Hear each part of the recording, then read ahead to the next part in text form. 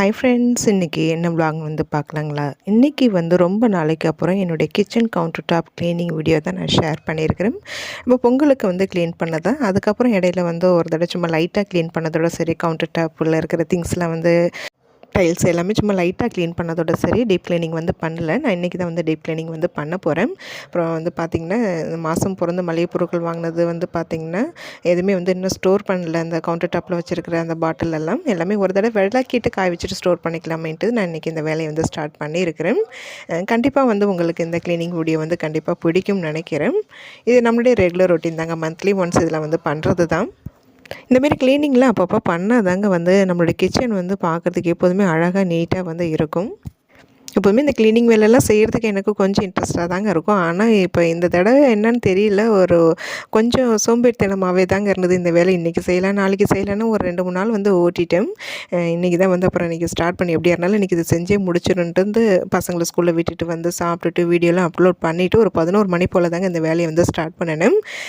இந்த உப்பு பாக்கெட்டு ஆயிலெலாம் பிரித்தது வந்து அதெல்லாம் பாதி காலியாகிடுச்சிங்க. நான் இன்னமும் வந்து ரீஃபில் பண்ணாமல் தான் வந்து வச்சுருக்கிறேன். அவ்வளோ சோம்பேறித்தனமாக ஆகிடுச்சி. மளிகை பொருள் வாங்கிட்டு வந்தது அப்படியே தாங்க வாளியில் போட்டு வச்சுருக்கிறேன். அதுவும் இன்னும் எதுவுமே ரீஃபில் பண்ணாமல் தான் வந்து இருக்குது. கிச்சன் ஷெல்ஃபில் அந்த மளிகை பொருட்கள்லாம் ஸ்டோரேஜ் பண்ணுற அந்த பாக்ஸு சம்பளம் எல்லாமே இப்போ பொங்கலுக்கு ஃபுல்லாக வந்து விலைக்கு காய வச்சுருந்தேங்க. எந்த வாட்டி வந்து அதுமாரி பண்ண போகிறதில்ல. எது எது காலியாகிறதோ அதை மட்டும் வந்து விலைக்கு காய வச்சுட்டு ரீஃபில் பண்ணலான்ட்டு வந்துருக்கிறேன். ஏன்னா பார்க்க நல்லா தான் வந்து இருக்குது. ஆனால் கவுண்டர் டாப் இந்த டைல்ஸ் அதெல்லாம் தான் கொஞ்சம் வந்து அந்த ஆயில் புசு லைட்டாக வந்து தெரியுது. அது மட்டும் இன்றைக்கி வந்து ஃபுல்லாக டீப் க்ளீனிங் வந்து பண்ண போகிறேன். டைல்ஸு ஜன்னல் எல்லாமே நல்லா தேய்ச்சி கழுவி விடணும். அப்புறம் இந்த புது கேஸ் ஸ்டவ் பற்றி வந்து கேட்டிருந்தீங்க. எப்படி இருக்குது, உங்களுக்கு வேலையெல்லாம் ஈஸியாக இருக்குதா, அதை பற்றி வந்து சொல்லுங்கன்னு சொல்லியிருந்தீங்க. ரொம்பவே வந்து யூஸ்ஃபுல்லாக வந்து இருக்குதுங்க. எனக்கு இந்த 3 பர்னர் கேஸ் ஸ்டவ் வந்து வாங்கினது எனக்கு ரொம்ப ரொம்ப பிடிச்சிருக்கு. வேலையும் வந்து டக்குன்னு முடிஞ்சிருதுங்க. காலையில் ஒரு அரை மணி நேரம் மிஞ்சி போனால் ஒரு 40 நிமிஷம் தான் ஆகுது எனக்கு சமையல் வேலை வந்து செஞ்சு முடிக்கிறதுக்கு. இப்போ அது நம்ம பெரும்பாலும் சிம்பிளான சமையல் தான். ரொம்ப காலையில் டிஃபன் செய்கிற வேலையெல்லாம் இல்லை, வெறும் சமையல் மட்டும் தான் வந்து செய்கிறோம். அதனால தான் எனக்கு கொஞ்சம் வேலை ஈஸியாக முடியுது. பெரும்பாலும் காலையில் மதியம் 2 வேளையுமே சாப்பாடு தாங்க. இட்லி மாவு இருக்கிற அன்னைக்கு தான் வந்து இந்த தோசை அதுமாரி ஊற்றிக்கிறது, சப்பாத்தி மொதல் நாள் போட்டோன்னா கொஞ்சம் சேர்த்து பிசைஞ்சு வச்சு அடுத்த நாள் காலையில் சப்பாத்தி போட்டு சாப்பிட்டுக்கிறது. நைட்டில் எப்போதுமே டிஃபன் தான் வந்து பண்ணிக்கிறேன். அதனால் காலையில் சமையல் வேலை வந்து ரொம்ப சிம்பிளுங்கிறனால எனக்கு வேலையும் ரொம்ப ஈஸியாக முடிஞ்சிருது. ஏன்னா பசங்க ஸ்கூல் கிளம்புற அவசரம், அப்புறம் அவங்க ஆஃபீஸ் கிளம்புற அவசரத்தில் அவங்க காலையில் 7:15 கிளம்புறதுனால சரியாக வந்து சாப்பிடவும் மாட்டேங்கிறாங்க. பசங்களும் அதுமாரி தாங்க காலை வேளையில் சரியான முறையில் சாப்பிட்றது கிடையாது. அது டிஃபன் செஞ்சாலும் சரி, செய்யலைனாலும் வெறும் சாப்பாடாக விட்டாலுமே அது அப்படி தாங்க வந்து பண்ணுறாங்க. அது எதுக்கு வேஸ்ட்டாக நம்ம டைம் வேஸ்ட் பண்ணிவிட்டு அது இதையும் வந்து செஞ்சுக்கிட்டு அப்படிங்கிறனாலே வெறும் சாப்பாடோடு வந்து விட்டுடுறேன்.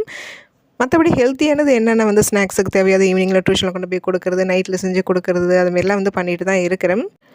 ஃபஸ்ட்டு கவுண்டர் டாப்பில் என்னென்ன இருக்குதோ எல்லாமே விளக்கி காய வச்சுட்டு அதுக்கப்புறமா தான் வந்து ஜன்னல், இந்த tiles, gas stove, counter top எல்லாம் நல்லா தேய்ச்சி கழுவி விட போகிறேன். கடைசியாக தான் சிங்க் வந்து நல்லா தேய்ச்சி கழுவி விட போகிறேன். என்னோடய க்ளீனிங் வந்து இப்படி தாங்க வந்து இருக்கும். ரெகுலராக பார்க்குறவங்களுக்கு வந்து தெரியும். புதுசாக பார்க்குறவங்களுக்காக நான் அதை சொல்கிறேன். இப்போ இந்த கிச்சனில் இந்த எக்ஸாஸ்ட் ஃபேன் வேறு வந்து எடுத்துட்டேன் இல்லைங்களா, அதனாலவே கொஞ்சம் சீக்கிரமாகவே எல்லாமே வந்து அந்த பிசுபிசுப்பு வந்து அதிகமாக படிக்கிற மாரி எனக்கு தெரியுது. அதனால தான் வந்து அப்பப்போ கழுவி வச்சுக்கிட்டே இருக்கிறேன். அன்றைக்கி காலையில் வந்து பார்த்திங்கன்னா சுண்டைக்காய் குழம்பு வந்து பண்ணியிருந்தேன். அதோடய ரெசிபி கூட நான் லாஸ்ட் விலாகில் வந்து நான் ஷேர் பண்ணியிருந்தேன். அன்றைக்கி காலையில் சமையல் வேலையை பார்த்துக்கிட்டே வந்து நான் மாவு அரைக்கிற வேலை எல்லாமே வந்து பண்ணியிருந்தேன். அது வீடியோ கூட நான் ஷேர் பண்ணியிருக்கிறேன். பார்க்காதவங்க செக் பண்ணி பாருங்கள். ஹவுஸ் ஒய்ஃபாக இருக்கிறதுனால வேறு வேலை இல்லை நமக்கு. சும்மா டிவி பார்த்துட்டு ஃபோனை பார்த்துட்டு பொழுது ஓட்டுறதுக்கு இதமாரி எதனாவது வந்து நம்மளை எப்போதுமே ஆக்டிவாக சுறுசுறுப்பாக வச்சுக்கிறதுக்கு இதமாரி ஏதாவது ஒரு க்ளீனிங் வேலை வந்து பார்ப்பேன். அப்படியே ரொட்டீன் ஆகிட்டு இருக்குங்க. இன்றைக்கி கிச்சன்னா, அதுக்கப்புறம் shelf, room cleaning, hall cleaning, fridge, washing machine இதுமாரி ஏதாவது ஒரு வேலை இருந்துகிட்டே தாங்க இருக்கும். அது மேக்ஸிமம் இந்த காலையில் வந்து அதாவது பசங்களை ஸ்கூலுக்கு அனுப்பிட்டு இந்த 11 மணி 12 மணிக்கு மேலே செய்ய ஸ்டார்ட் பண்ணுவேன். அப்படி இல்லைன்னா மதியம் 2 மணிக்கு மேலே ஸ்டார்ட் பண்ணுவேன். பகல் டைமில் மேக்ஸிமம் தூங்குறது கிடையாது. சப்போஸ் உங்களுக்கு பகலில் தூங்காமல் இருக்கணும், மதிய டைம்லலாம் தூங்காமல் இருக்கணும்னு நினச்சிங்கன்னா இந்தமாரி க்ளீனிங் வேலையை தான் வந்து ஸ்டார்ட் பண்ணுங்கள். உங்களுக்கு தூங்காமல் இருந்த மாதிரி இருக்கும். உங்களுக்கு க்ளீனிங் வேலையும் பண்ண மாதிரி இருக்கும். உங்கள் வீடு எப்போதுமே பார்க்க நீட்டாக அழகாக வந்து வச்சுக்கலாம். பழைய கேஸ் ஸ்டவ்னால் வந்து பார்த்திங்கன்னா 1 to 1 நாளாவது வந்து நல்லா தேய்ச்சி கழுவி விட்டுடுவேங்க. ஆனால் இப்போ புது அடுப்புங்கிறதுனால நான் அதை கொஞ்சம் கம்மி பண்ணியிருக்கிறேன். கொஞ்சம் நாளைக்கு அதுவும் கொஞ்சம் நல்லா புதுசாக நல்லா இருக்கட்டுமேன்ட்டு அப்பப்போ ஒரு ஈர துணி வச்சு நல்லா தொடச்சி விடுறேன். அவ்வளோதான். வாரத்தில் ஒரு 2 நாள் மட்டும் தான் வந்து தேய்ச்சி கழுவி விடுறேன். கொஞ்ச நாளைக்கு எந்த ஒரு கிராச்சும் விழாமல் கோடு விழாமல் இருக்கட்டுமே அப்படிங்கிறதுக்காக தான். ஆனால் அந்த ஸ்டாண்டு அந்த பிளேட்டு அதெல்லாமே வந்து டெய்லியுமே எடுத்து நல்லா வாஷ் பண்ணிட்டு தான் வந்து யூஸ் பண்ணுறது. ஏன்னா நம்ம சில சமயம் சமைக்கும் போது பொங்கி ஊற்றுறது, அப்புறம் நம்ம துடைக்கும் போது அந்த டஸ்ட்டெல்லாம் அந்த இடுக்கில் போய் பூந்துக்குதுங்க. அதனால தான் அது அப்பப்போ வந்து கழுவிட்டுருக்குறேன். அந்த பழைய கேஸ் ஸ்டவ்னா வந்து நான் சமைக்கும் போதே வந்து தொடச்சி விட்டுக்கிட்டே தாங்க வந்து இருப்பேன். ஏதாவது சிந்துனா தெளிச்சா கூட அது கொஞ்சம் ஈஸியாக இருக்கும் ஃப்ளாட்டாக இருக்கிறதுனால. ஆனால் இதில் அதுமாரி வந்து பண்ண முடியல. கொஞ்சம் கஷ்டமாக இருக்குது. அது ஒன்று தான் இதில் எனக்கு மைனஸ் பாயிண்ட்டாக இருக்குது. எனக்கு அதுமாரி பண்ணியே பழகிடுச்சிங்களா, இதில் வந்து பண்ண முடியல. ஒரு இடம் சமையல் வேலையெல்லாம் முடிஞ்சதுக்கப்புறமா கடைசியாக தான் வந்து எல்லாத்தையும் வந்து தூசு தட்டி விட்டுட்டு தொடச்சி விடுறேன். 3 பர்னர் இருக்கிறதுனால எனக்கு வேலை ரொம்ப ஈஸியாக வந்து முடியுதுங்க. டென்ஷன் இல்லாமல் வந்து இருக்குது. என்ன ஒன்று கேஸ் தான் வந்து எவ்வளோ நாளைக்கு வருங்கிறது வந்து எனக்கு தெரியல. இப்போ புதுசாக ஒரு கேஸ் வாங்கி அதை கனெக்ட் பண்ணி அதுக்கப்புறமா அது வந்து யூஸ் பண்ணி அது எவ்வளோ நாளைக்கு வருதுன்னு வந்து பார்க்கணும், செக் பண்ணணும். ஏன்னா இப்போ நம்ம புது கேஸ் ஸ்டவ் வந்து யூஸ் பண்ண ஆரம்பிக்கும்போது கேஸ் ஆல்ரெடி முன்னாடியே மாற்றிட்டேன். அதனால் தெரியாது இது எத்தனை நாளைக்கு வருங்கிறது. இந்த வாட்டி பொங்கலுக்கு வந்து கிச்சன் ஃபுல்லாக டீப் கிளீனிங் பண்ணினதுக்கு அப்புறமா வந்து பார்த்திங்கன்னா, அந்த கவுண்டர் டாப் கீழே இருக்கிற ஷெல்ஃபு மற்றது திங்ஸ் எடுக்கிறது எல்லாமே நான் வந்து ஒரு ஆள் தான் எடுத்து இப்போதைக்கு யூஸ் பண்ணிகிட்டு இருக்கிறதுனால எல்லாமே பார்க்க அழகாக நீட்டாக எது எடுக்கிறனோ அதை தான் அந்தந்த இடத்துல வைக்கிறதுனால நல்லா தான் இருக்குது. அதனால் இந்த வாட்டி இந்த கவுண்டர் டாப் மட்டும் தான் வந்து டீப் கிளீனிங் வந்து பண்ணினேன். மற்றபடி கிச்சன் வந்து ரொம்ப க்ளீன் வந்து எதுவும் பண்ணல, நல்லா இருக்குங்கிறதுனால அப்படியே விட்டுட்டேன்.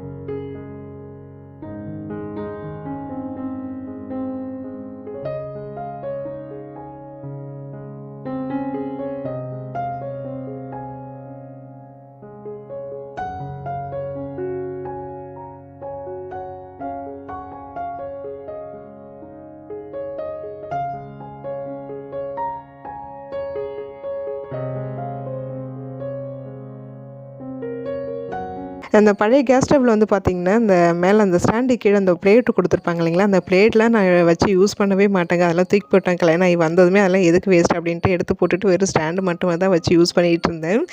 அது வேறு எக்ஸ்ட்ரா விளக்கிட்டு இருக்கணுமேங்கிறதுக்காக தான். ஆனால் இப்போ இது புதுசுங்கிறனால நான் அதை தூக்கி போடாமல் அப்படியே வச்சு தான் யூஸ் பண்ணுற பார்க்க நல்லாவும் இருக்குதுங்கிறனால. ஆனால் அந்த பிளேட்டில் நல்லா ஷார்ப்பாக இருக்குதுங்க. நான் வழக்கம் போல் கையில் எடுத்து தேய்க்கும் போது நல்லா ஃபோர்ஸாக வச்சு தேய்க்கும் போது டக்குன்னு கிழிச்சிருது அப்பப்போ.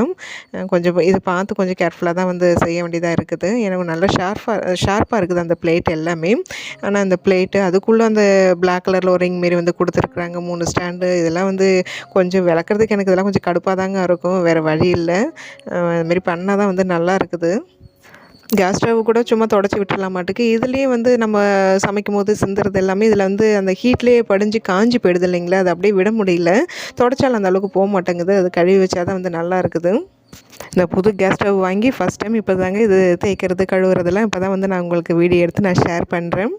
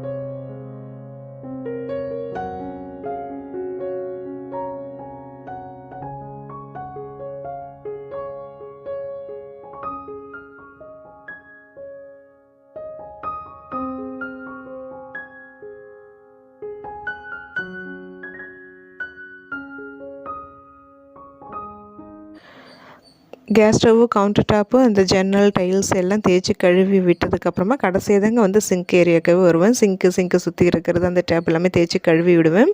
ஃபுல்லாக கழுவி விட்டதுக்கப்புறமா அந்த வைப்பரெல்லாம் நல்லா தண்ணி இல்லாமல் நல்லா தள்ளி விட்டுட்டு ஒரு காஞ்ச துணியை போட்டு தொடச்சி விட்டுட்டோம்னா பார்க்க பளிச்சுன்னு பளபளன்ட்டு வந்து இருக்கும். எப்போதுமே இதெல்லாம் நான் விளக்குனேன்னா ரீஃபில் பண்ணுறத வந்து நான் காமிப்பேன். இந்த வாட்டி காமிக்கலையேன்னு பார்த்தீங்கன்னா, கரண்ட் வேறு வந்து போயிடுச்சு. இப்போ வீடியோ எடுக்கிறது கூட கரண்ட் இல்லாமல் தான் ஃபோனில் அந்த டார்ச் ஆன் பண்ணி தான் வீடியோ எடுத்துகிட்ருக்கேன். எல்லாத்தையும் ரீஃபில் பண்ணிவிட்டு அதுக்கப்புறமா தான் ஃபைனலாக உங்கள்கிட்ட வந்து காமிக்கிறேன். எல்லாமே அதை தான் அந்தந்த இடத்துல வச்சுட்டு நான் கடைசியாக வந்து நான் காமிக்கிறேன். கிச்சனை சுத்தமாக அழகாக வச்சுக்கிறதுக்கு என்னோடய வேலைகள் எல்லாம் இப்படி தாங்க வந்து இருக்கும். இன்றைக்கி கிச்சன் கவுண்டர் டாப்க்கு டீப் கிளீனிங் தான் நான் ஷேர் பண்ணியிருக்கிறேன். கண்டிப்பாக உங்களுக்கு இந்த வீடியோ பிடிச்சிருக்கும்னு நினைக்கிறேன். வீடியோ பிடிச்சிருந்தால் லைக் பண்ணுங்கள். நாளைக்கு இன்னொரு இன்ட்ரெஸ்டிங்கான ஒரு vlogல வந்து பார்க்கலாம்.